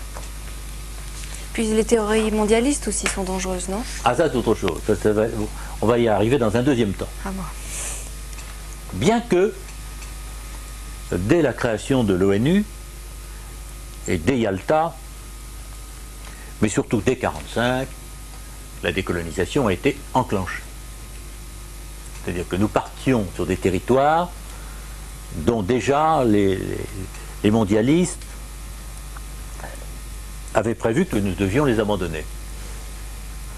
Or, quand je suis arrivé en 1949 en Indochine, le Vietnam était indépendant. Le Laos était indépendant. Le Cambodge était indépendant. On n'a jamais dit ça, Français. On leur a dit, colonialistes, salauds, vous voulez maintenir le drapeau français, etc. Mais partout où nous allions, il y avait le drapeau vietnamien, le drapeau laotien, le drapeau cambodgien. Il y avait des États. Moi, j'ai assisté aux toutes premières élections laotiennes de députés que j'ai organisées dans mon village en arrivant. Et déjà, j'étais à mon poste. Il y avait le drapeau français, parce qu'il y avait à ce moment-là l'Union française qui rassemblait 150 millions d'hommes et de femmes sur à peu près tous les continents du monde, qui était la suite de l'Empire français, et qui s'appelait l'Union française. Dans cette Union française, il y avait des États qui étaient parfaitement indépendants sur le plan de la gestion, de l'organisation interne, etc. Et nous sommes arrivés, dans nos postes, il y avait le drapeau français et le drapeau ou laotien, ou vietnamien, ou cambodgien. Et nous savions bien que nous allions vers l'indépendance de ces États. Mais quand? Avec qui? Et comment? C'était ça la question. Et ça sera toujours la question. On l'a fait n'importe comment, trop vite, dans n'importe quelle condition, et on a installé au pouvoir à Hanoï les tueurs marxistes-léninistes. Donc c'était, en partant déjà, préparer la guerre suivante, qui s'est appelée la guerre du Vietnam. C'était obligatoire, pendant que les catholiques, par millions, se sauvaient comme ils pouvaient, ou coulaient avec leurs barques et leurs sampans dans la mer de Chine. Je crois que la désinformation est une arme assez féroce du communisme. Oh, c'est presque l'arme première. Le premier but, c'est de désinformer le peuple, d'abord, son peuple, et de désinformer les autres. C'est tellement vrai que en URSS, vous aviez, en proportion par rapport aux Français en téléphone, c'est-à-dire pour se communiquer les uns les autres, ça allait de 1, ils avaient le 1/30e de ce que nous avons en France. Mais ils avaient autant de postes de télévision que nous, en proportion. Clair. Il ne s'agit pas de communiquer entre vous, mais il s'agit de regarder la télévision tous les jours du parti. Et ça, leur force, bien sûr, leur force c'est ça. La force du pouvoir actuellement en France, c'est ça. C'est leur grande force, je crois. Puisque ce sont des marxistes, et que demain, ce sera des faux marxistes, mais ce sera des marxistes quand même. C'est-à-dire que ce seront des marxistes inconscients. Ils serviront le marxisme sans même s'en rendre compte. Et que, toujours pour la même raison, parce que ce sont des gens de 45. C'est toujours le même truc. Et qui se passent leur lait, je te passe le bébé pour 10 ans, tu me le rendras dans 10 ans, puis ça balance, comme ça. Ce qui fait que nous sommes toujours dans la même désinformation et dans le même mensonge. Les actualités françaises sont un pâle aperçu de quelques événements sporadiques et généralement hexagonaux. Ce qui se passe dans le monde, faut vraiment qu'on bombarde l'Irak pour qu'on ait quelque chose. Mais les 40 guerres révolutionnaires qui sont en train de se dérouler actuellement sous nos yeux, qui en parle? Personne. Qui sait que dans le Tadjoukistan, par exemple, au sud de l'URSS, depuis 1 an, il y a eu 10 000 morts. Qui le sait? Qui sait comment? Qui sait combien il y a eu de morts en Géorgie? Qui sait combien il y a de morts en ce moment dans la CEI? Partout dans la CEI. Personne n'en parle.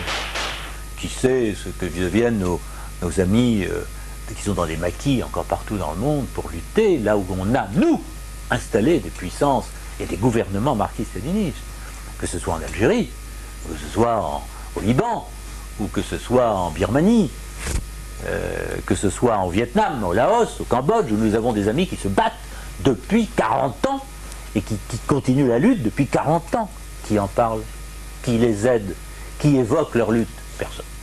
Vous n'avez pas l'impression que la désinformation ou l'information, c'est vraiment le tout dernier bastion qui leur reste? Oh non, il leur reste beaucoup plus de choses que ça. Il leur reste beaucoup plus de choses que ça. Il leur reste beaucoup de taupes dans le monde entier.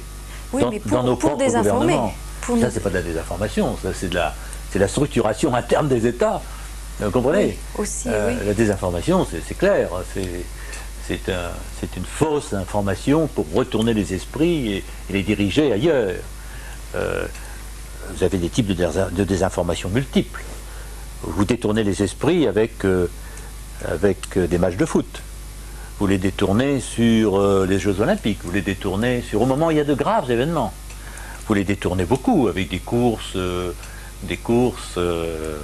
internationales dans l'Atlantique, dans le Pacifique. Ça, c'est un détournement extraordinaire. Vous les détournez facilement avec le loto, avec tous les jeux. Vous les détournez de 1000 façons. Vous les détournez avec les courses. Vous les détournez de 1000 façons. Je crois que l'étymologie du mot distraire veut dire tirer de travers. Absolument. Tout à fait ça.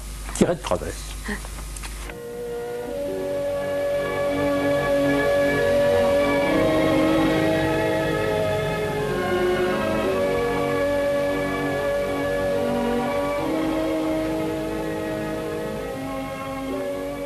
Pour vous dire un dernier mot sur l'Indo, où nous avons tous, je dis tous, au nom des camarades qui y ont été, et nous étions quand même un paquet. On nous dit aujourd'hui que quand on sort 12 000 hommes, on n'a plus d'effectifs. Nous étions 250 000 en Indochine. Alors je ne sais pas ce qu'est devenu l'armée française, mais en tout cas elle existait à l'époque. C'était le moment où nous avions en gros 250 000 hommes volontaires, tous, en Indochine. Nous avions une armée en Afrique du Nord très importante. Très important. Et nous avions, nous étions dans l'OTAN, des divisions complètes en Allemagne face à Staline. On avait tout ça.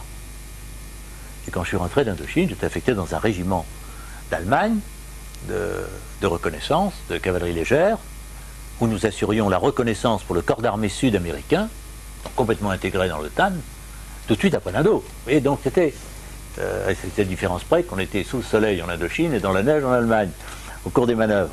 Mais c'était... Et que là, on avait de sacrées crises de paludisme d'ailleurs, par contraste de température. Mais l'armée française assurait toutes ces missions-là. Plus la sécurité interne de la France. Qu'en reste-t-il aujourd'hui? Qu'en reste-t-il? Et alors après, effectivement, après l'Indochine, moi j'ai eu beaucoup de chance, parce que j'ai quitté l'Indochine 6 mois avant Dien Bien Phu, j'avais fini mon séjour. Donc j'étais obligé de rentrer à ce moment-là, et je me suis porté volontaire pour la Corée. La Corée s'est terminée tout de suite. Et car nous n'étions pas seuls en Asie, hein, il y a eu la Corée en même temps que l'Indochine. On l'oublie souvent. Et puis ce fut le drame de Dien Bien Phu, sur lequel je ne m'étendrai pas, puisque c'était aussi bien une trahison politique qu'une faute militaire incommensurable. J'attends toujours que les responsables soient en prison, et malheureusement ces sanctions-là ne tombent jamais. Les sanctions ne tombent que sur les petits et les sans grade, même lorsqu'il s'agit de fusiller. C'est toujours les petits et les sans grade. Vous avez remarqué ça? Les grands patrons ne sont jamais fusillés, ils passent au travers. Et lorsqu'ils perdent des batailles comme Caran, comme Dien Bien Phu, qui est un scandale sur le plan tactique. scandale. Un enfant de 5 ans ne fait pas une erreur pareille. On ne transporte pas dans une cuvette hors d'atteinte pratiquement de l'aviation d'appui l'élite des régiments para ou légions, etc., qu'on met dans un trou, refusant d'écouter les renseignements que vous donne l'aviation légère, nos agents de renseignement, le deuxième bureau, qui annonçait tout, qui annonçait l'arrivée des tubes, l'arrivée des obus, l'arrivée des milliers de coulis sur les pistes qui étaient vus par les avions,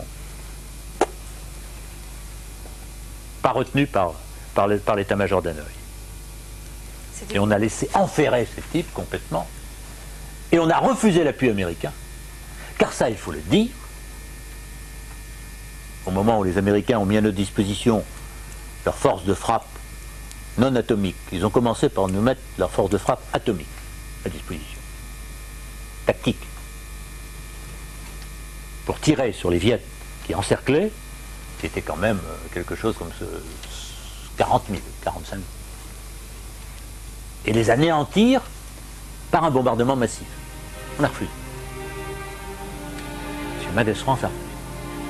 Parce que M. Mendès-France avait besoin de Dien Bien Phu pour signer Genève.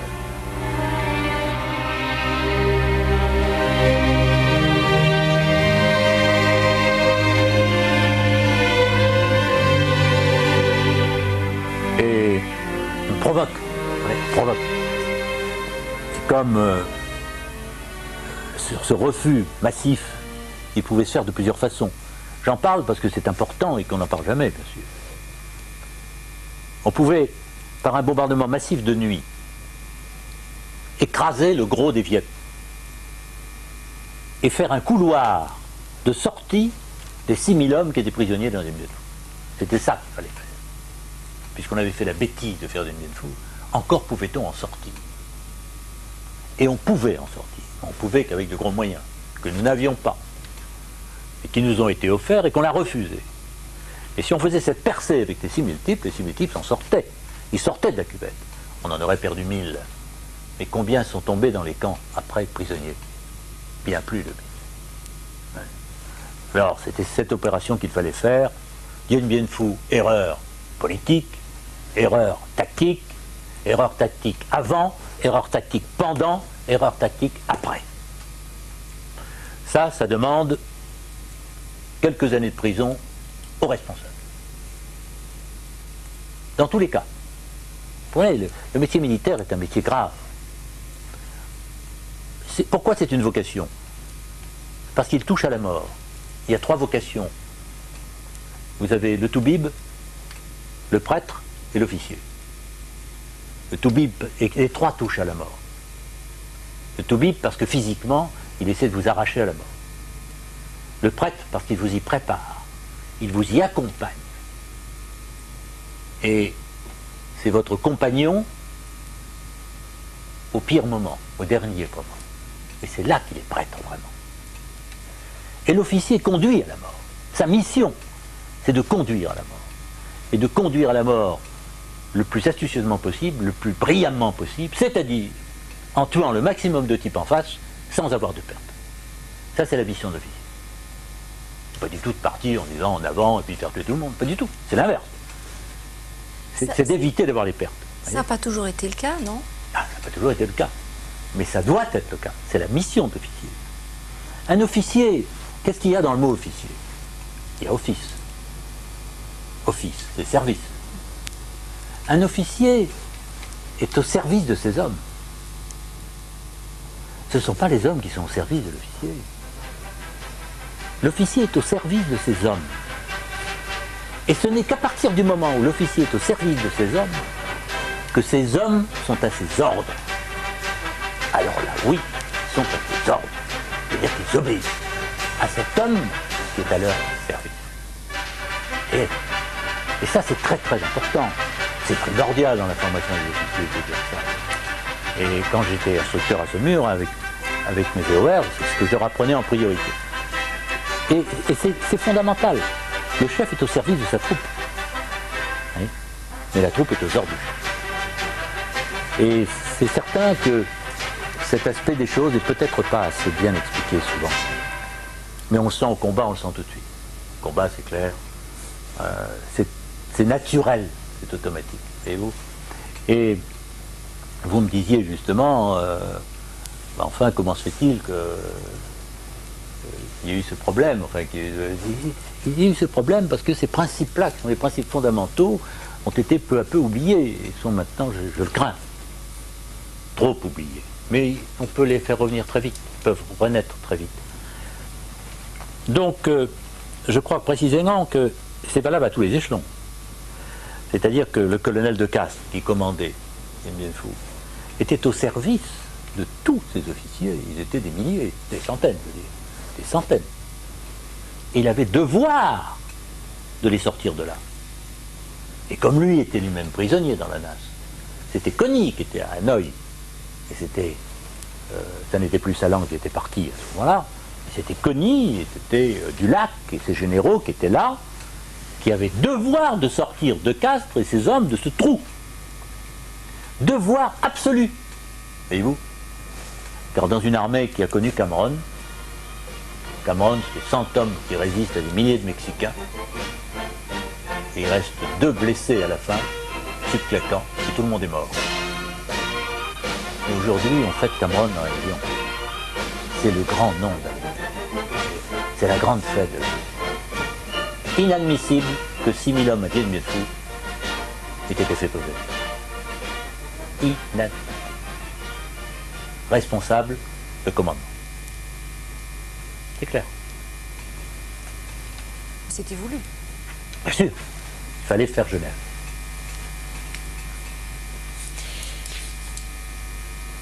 Et Paris? Paris? Oui, c'est une trahison. Oui, l'armée française est trahie depuis 40 ans. Et ça, c'est clair. Ou alors, il faut être complètement aveugle pour ne pas s'en rendre compte. Ce sont les deuxièmes classes qui le disent. Ce sont les caporaux-chefs. Ce sont les petits sous-officiers qui le disent, qui le sentent. Qui le sentent. Et qui en ont parfaitement conscience. Au moment même des événements. Ils en avaient parfaitement conscience. Alors c'était pour nous très dur de... Surtout quand nous aussi nous en avions conscience, comme moi, de tenir le moral, de leur dire mais ça va aller quand même, c'est très dur. Mais là encore j'ai eu beaucoup de chance parce que j'ai été du moment de la guerre d'Indochine où nous étions en mesure de gagner. Car nous pouvions gagner cette guerre. C'est évident. Aucune raison. D'abord, nous étions plus forts que les Viettes. Quand nous faisions des commandos, des petits groupes, des actions rapides chez eux, à 100 km chez eux, pourquoi voulez-vous qu'ils viennent chez nous et qu'on n'est pas chez eux? Dès qu'on allait chez eux, mais c'était l'affolement général. Mais c'était la corrida dans tous les sens. Mais ils étaient affolés. Vous comprenez? On n'y allait jamais. On avait des lignes, on avait des limites, on avait des rayons d'action. Dans la guerre révolutionnaire, il n'y a pas de rayon d'action. Vous allez au plus loin, au plus profond, dans la population. Il fallait aller chez les Viettes. Quand on le faisait, on était des Jules. Mais on gagnait à tous les coups. Je vous le jure. On gagnait à tous les coups. Moi, j'avais comme troupe que des Laotiens ou des Thaïs, des indigènes et quelques sous-officiers. Nous étions 400. Et pour 400, nous étions 12 Européens. Vous voyez, bon. Y compris le chef de poste, tout, le comptable, 12. Alors, on sortait à 2, avec 20 types. Et on faisait un malheur. Un malheur. Parce qu'on savait où il fallait aller. Parce qu'on parlait comme les gars, on parlait la même langue. On savait qu'un bambou qui est coupé de travers comme ça a un sens, ça a une signification. Vous comprenez? On vit avec eux, on mange comme eux, etc. On les coince, les Viettes, à tous les coups, on les coinçait à tous les coups. Donc cette guerre, on pouvait la gagner, en la faisant bien. On pouvait, c'est certain. Et je crois que si Delattre était resté, car si j'ai connu la bonne période de Delattre, de Vandenberg, de tous ces hommes-là, de Rusconi, de tous les commandos, de types extraordinaires, d'une qualité de commandement des jeunes adjudants en chef, qui étaient des seigneurs de la guerre contre-révolutionnaire, qui menaient leur population, leurs villages, leurs notables, leurs troupes, leurs partisans, leurs embuscades, leurs contre-embuscades. C'était des types formidables, d'une qualité de guerre formidable, qui avaient tout compris, qui n'avaient rien appris dans les écoles, je répète, qui avaient tout compris sur le terrain. Et cette méthode nous aurait fait gagner la guerre. De Latte disait, vous me donnez 100 Vandenberg, 100, et nous étions 250 000. Vous me donnez 100 Vandenberg, je règle l'Indochine. Il avait raison, mais il est mort. Il est mort le 11 janvier 52 et Vandenberg le 7 janvier. Nous perdions une des plus grandes figures du combat contre-révolutionnaire et certainement le plus grand chef militaire que la France n'ait eu depuis bien longtemps. Ce faisant, nous perdions l'Indochine. Il a été remplacé par un incapable, un homme d'état-major, un théoricien, un école de guerre. Et tout a commencé tout de suite, vous savez, c'est comme une entreprise, c'est comme un lycée, c'est le chef qui compte, c'est le patron. Changer un directeur de lycée, ça peut être merveilleux et ça peut être une catastrophe. Et en 2 mois, ça tombe tout de suite. Une entreprise, c'est pareil. Tout est pareil. L'armée, pour les raisons que je vous disais tout à l'heure, c'est beaucoup plus grave. Parce que là, c'est la vie ou la mort. Et c'était la vie ou la mort pour l'Indochine. Et surtout pour le Vietnam. Que De Lattre adorait, où il a laissé son fils, Bernard, je connaissais bien, et que nous avons tous perdu avec beaucoup de tristesse, pas de nostalgie, mais une grande rancœur vis-à-vis du monde politique et du haut commandement. Ça allait se traduire 10 ans plus tard par le putsch.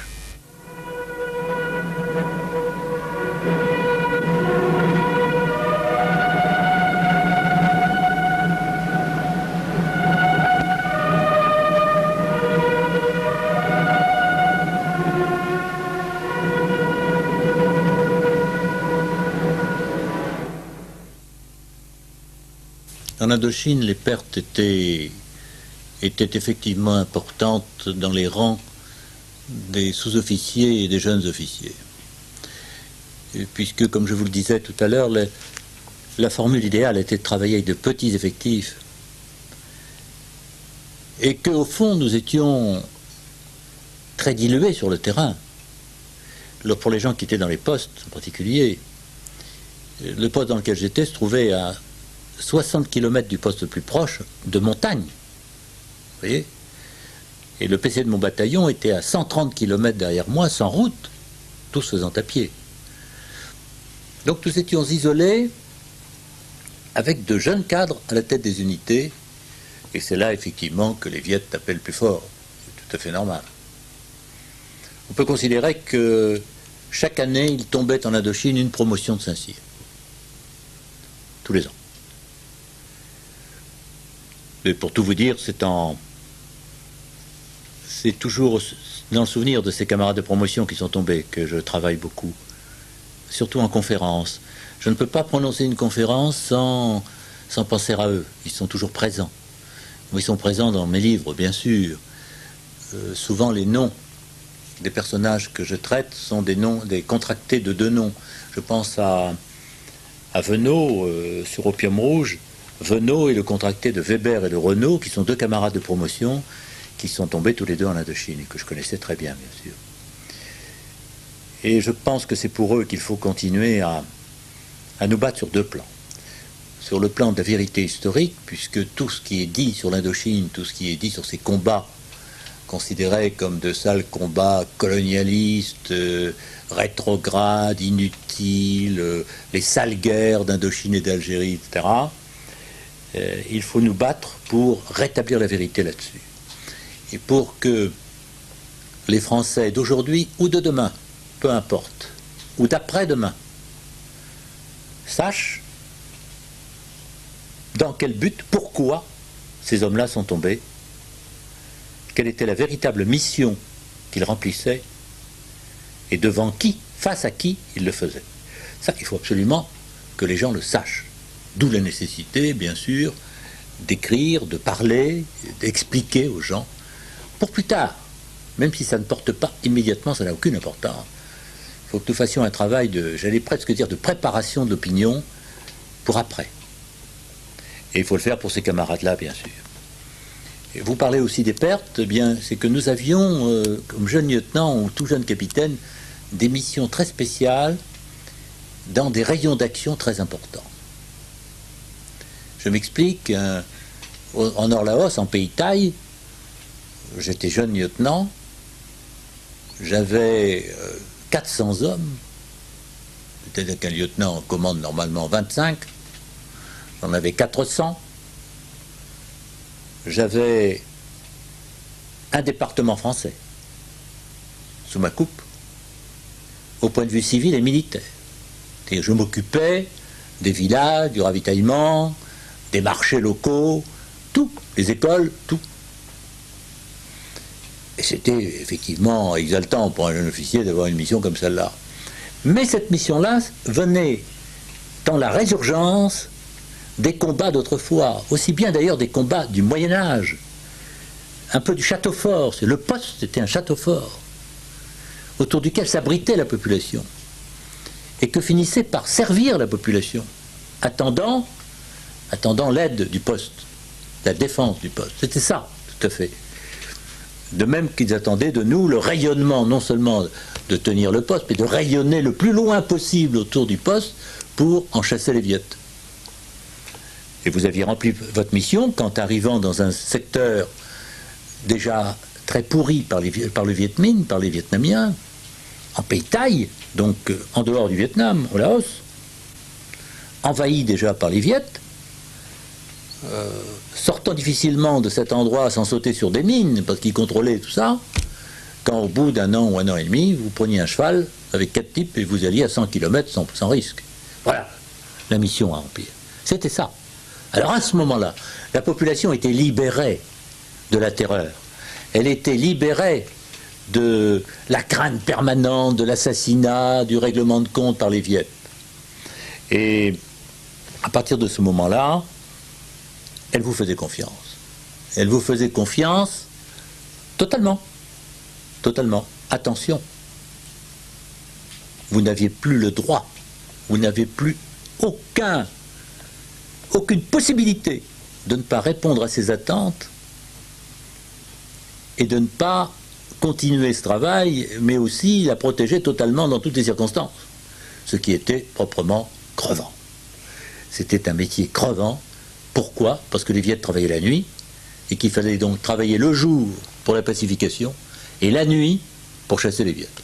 Et c'était donc un métier à la fois prenant et passionnant, mais effectivement très très fatigant, et nous rentrions tous au bout de 27 ou 28 mois sur les genoux, mais avec des souvenirs extraordinaires. Et je le disais encore, si nous avons fait ce travail, c'est aussi dans la foulée de ce que j'évoquais tout à l'heure, des combats d'autrefois.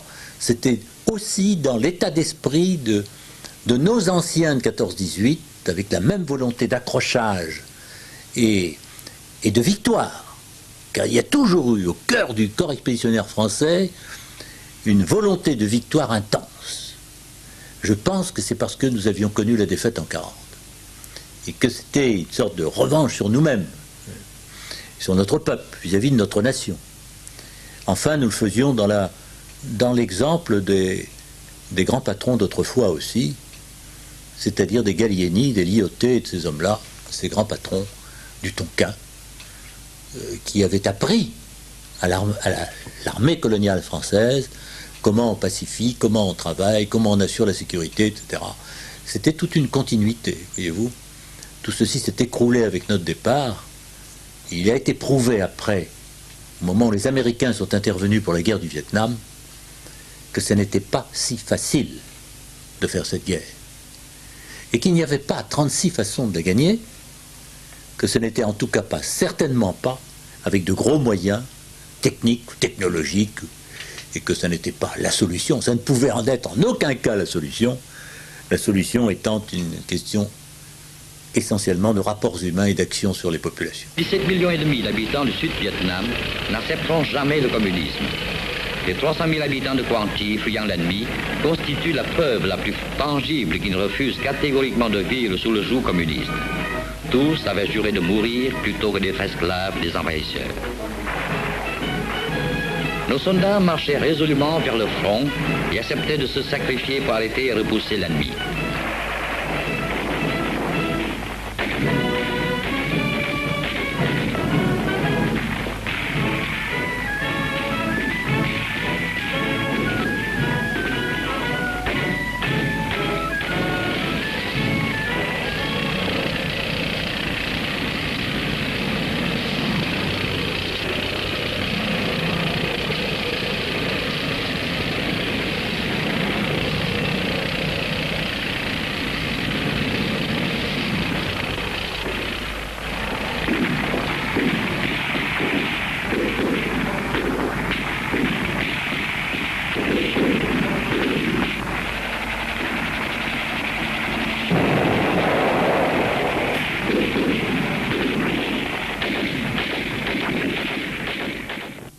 Vous parliez tout à l'heure des souvenirs, des bons souvenirs que vous avez laissés ce pays. Quels souvenirs est-ce que la France a laissé là-bas? Très variés. Vis-à-vis des Viettes, un certain respect. Un certain respect de l'armée française et du combattant qui était en face. Que la Namite est comme ça. La population elle-même n'a pas compris notre départ. Elle n'a pas plus compris notre départ que nous n'avions compris la défaite de 40. Pour elle, c'était la même chose. Les catholiques n'ont jamais compris que nous les abandonnions. Et lorsqu'on regarde les films de l'époque, on voit partir ces populations, on voit les petits gosses qui descendent dans les sampans en faisant signe de croix, quelque chose d'effarant. Hein. Il y a eu un abandon politique, mais il y a eu un abandon religieux. Comme 10 ans plus tard, il y aurait un abandon religieux vis-à-vis des pieds noirs et des autres. Alors, elle a été matraquée par notre départ. Puis elle a vu arriver les Américains, d'un autre style, sans avoir jamais vraiment de contact avec eux. Elle les a vus vivre dans des camps énormes, de 40 000 hommes, vivant chez eux, derrière le barbelé, etc. Ça n'avait plus rien à voir. Et puis surtout, elle a vu arriver les Soviétiques. Et là, elle a compris. Et là, elle a su ce qu'était le communisme, elle l'a souffert, elle le souffre encore. Les hommes et les femmes sont tombés par milliers, par dizaines de milliers dans les camps, liquidés. Je ne parle pas des Cambodgiens, dont le quart de la population a été assassiné à coups de pelle et à coups de pioche, par des hommes qui sont aujourd'hui au pouvoir à l'ONU et qui représentent le Cambodge à l'ONU, et qui sont dans toutes les voitures que nous payons, nous, à l'UNESCO et ailleurs, à Paris ou ailleurs, ou à Washington, et qui se promènent dans les voitures américaines avec les téléphones, les PP, la radio, la télévision, etc. Les Khmers rouges représentent le Cambodge à l'échelle mondiale. Nous en sommes là aujourd'hui. Et ces populations, laotiennes, cambodgiennes, vietnamiennes, aujourd'hui, disent « Ah, du temps des Français ». Je vous jure que c'est vrai. Je n'y vais pas parce que je ne veux pas y aller. Beaucoup de camarades m'ont demandé de les accompagner. J'estime anormal, inadéquat et presque scandaleux d'aller visiter le Vietnam occupé par le Parti communiste lorsqu'on s'est battu contre le Parti communiste. j'irai là-bas au moment de la libération, c'est-à-dire dans relativement peu de temps. Le Laos est libéré déjà pour la moitié du territoire, par sa résistance extraordinaire. Personne n'en parle. Le Vietnam, à l'intérieur du Vietnam même, des maquis se battent. Au Cambodge, je n'en parle pas, c'est évident. Et les Khmers rouges tiennent le territoire, interdisent à l'ONU d'intervenir. Échec total des casques bleus au Cambodge. Total. Personne ne peut sortir. Personne. Tout ça nous est parfaitement caché. Un petit article dans la presse s'incline de temps en temps. On camoufle tout ça. C'est l'échec parfait. Un bataillon, le bataillon néerlandais, a voulu sortir il y a 4 mois de Phnom Penh. Il a fait 3 kilomètres, il était encerclé. Ça sortait de partout. Ils sont rentrés vite fait, bien fait. Alors, les populations regardent, jugent et disent « Ah, les Français !» Ah oui, ah, les Français sont partis. Les Français reviendront sous d'autres formes, tout à fait différentes. Mais ils seront appelés. J'en suis certain, si je vous le dis, c'est que nous sommes en liaison directe avec les résistants et que la France n'est pas oubliée. C'est ça qui est important.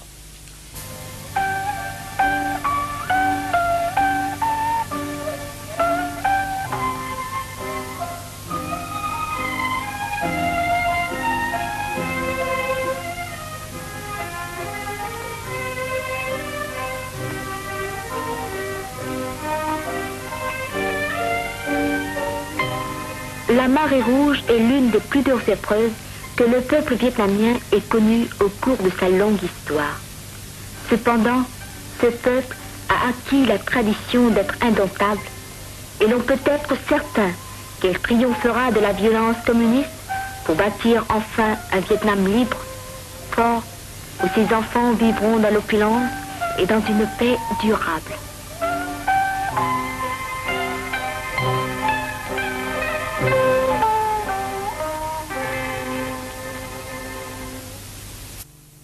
Les Vietnamiens, les Laotiens, les Cambodgiens n'ont pas oublié les Français. Mais ils ne désirent pas du tout aller revoir sous un régime communiste. Ils attendent que triomphe la résistance, qui se bat, je le disais tout à l'heure, depuis des dizaines d'années, pour retrouver la liberté, chasser les communistes, chasser non seulement les communistes, mais les pseudo-communistes qui sont actuellement au pouvoir, sous forme de socialisme rampant, et ils veulent retrouver 3 pays d'Indochine, totalement libérés. La route qui serpente au milieu de la plaine des Jars, c'est la route numéro 13, un des principaux axes du Laos. Il relie Vientiane, la capitale proche de la frontière thaïlandaise, aux grandes villes du Nord et au Vietnam. Cette route est aussi une cible de choix pour la guérilla de l'Armée nationale de libération Lao, qui y tend la plupart de ses embuscades. Ce jour, un convoi d'une vingtaine de camions est censé passer dans la matinée.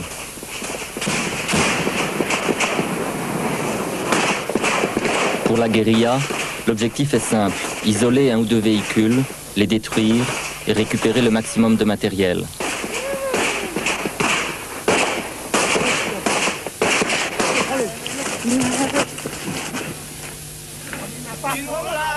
Jusqu'à présent, cette lutte sans merci que se livrent la guérilla et les troupes gouvernementales était méconnue du reste du monde. Ces images sont les premières qui témoignent de l'existence de l'Armée nationale de libération Lao. Mais cette guérilla, commencée il y a 14 ans par une poignée d'hommes, rassemblerait aujourd'hui plus de 5000 combattants, presque une armée. Si l'on en croit les témoignages des villageois, la meilleure propagande de la guérilla, ce sont pourtant les Vietnamiens qui la font. Les Nord-Vietnamiens ont attaqué et brûlé mon village 3 fois ces dernières années. Nous ne voulons pas vivre avec les communistes. Et maintenant on les attend et on a des armes pour défendre nos enfants.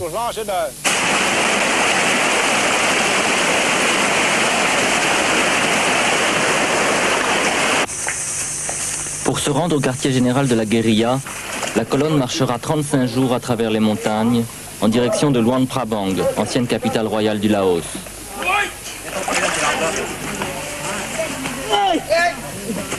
Âgés de 15 à 25 ans, les combattants appartiennent aux 4 ethnies du pays, Hmong, Khmu, Lao et Yao, des ethnies qui s'entretuaient pendant la guerre du Vietnam.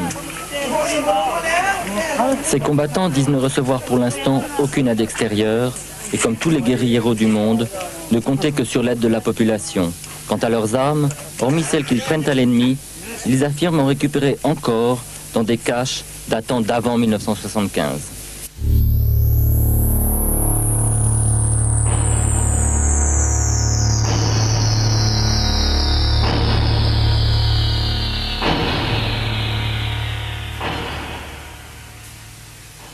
Voilà enfin qu'a pu aboutir la manœuvre des communistes et de Hanoï, du pouvoir rouge de Hanoï, qui attendait une rencontre entre la République populaire du Vietnam, communiste, et la République socialiste française, marxiste, que nous avons actuellement.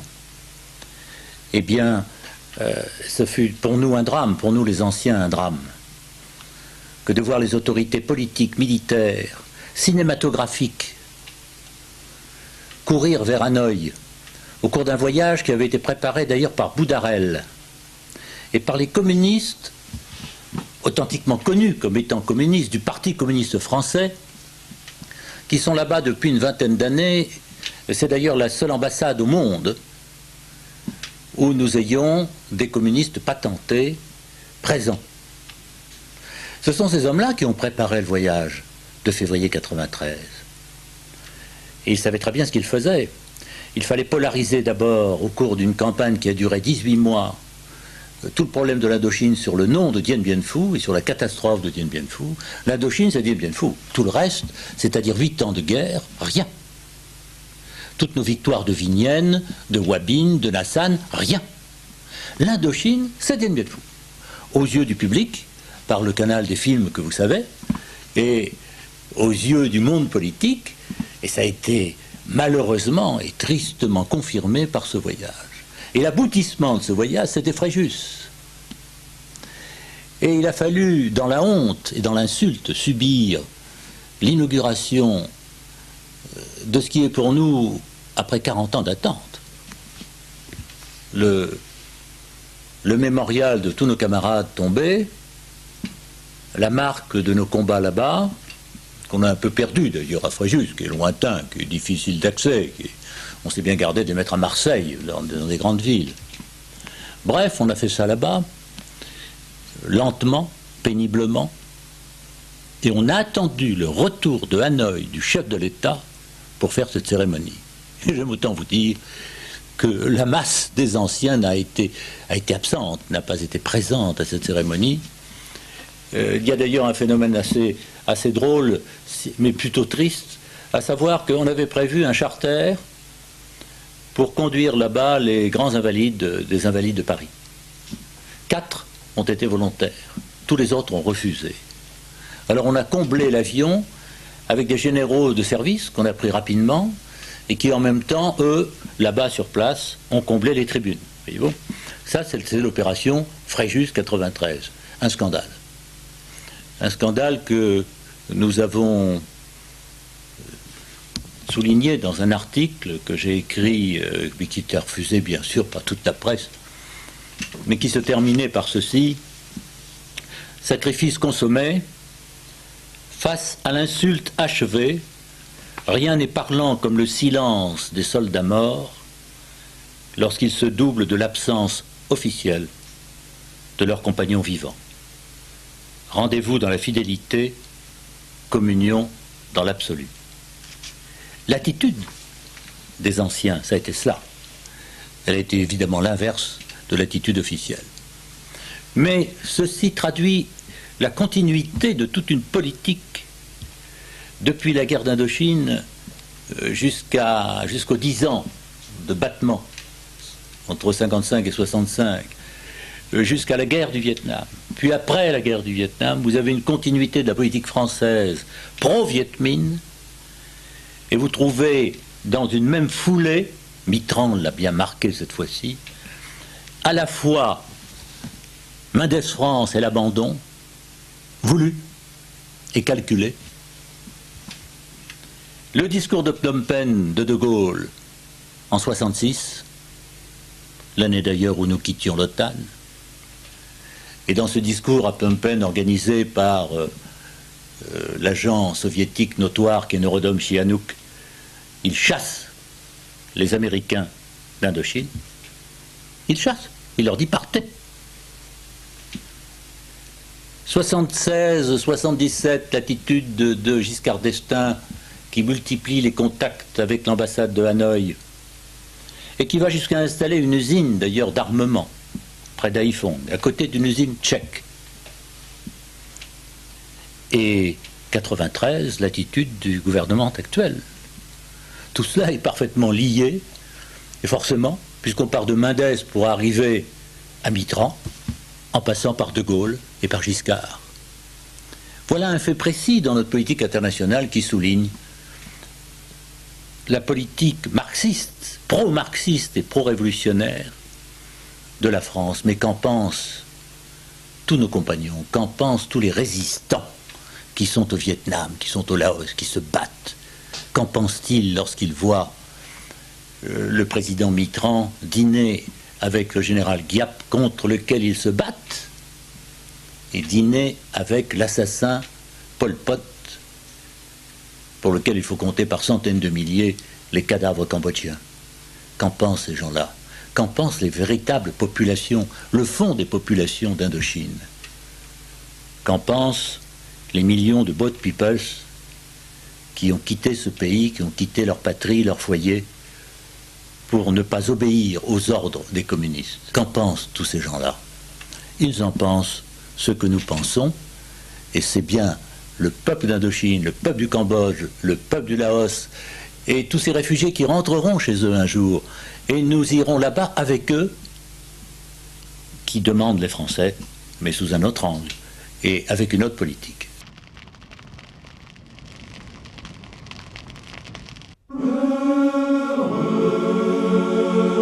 Ceux qui sont morts pour la terre charnelle, mais pourvu que ce fût dans une juste guerre.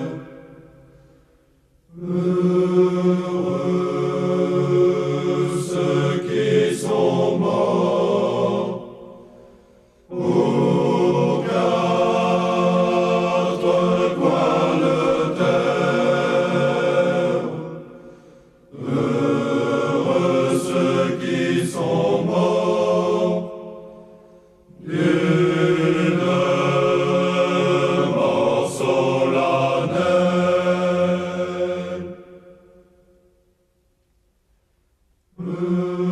Heureux ceux qui sont morts dans les grandes batailles, couchés dessus le sol.